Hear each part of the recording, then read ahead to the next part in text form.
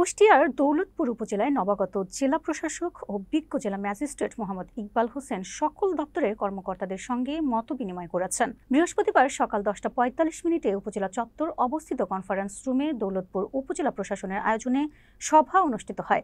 উপজেলা মৎস্য কর্মকর্তা মোহাম্মদ শহীদুল ইসলামের সঞ্চালনায় এবং উপজেলা নির্বাহী কর্মকর্তা মোহাম্মদ আব্দুল হাই সিদ্দিকীর সভাপতিত্বে প্রধান অতিথি হিসেবে উপস্থিত ছিলেন জেলা প্রশাসক।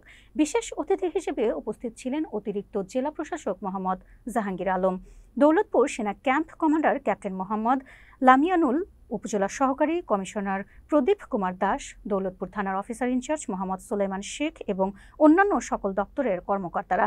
সভায় জেলা প্রশাসক মোহাম্মদ ইকবাল হোসেন দৌলতপুর উপজেলার সার্বিক উন্নয়ন এবং আসন্ন নির্বাচন সামনে রেখে আইন শৃঙ্খলা পরিস্থিতি স্বাভাবিক রাখতে সকলের সহযোগিতা কামনা করেন।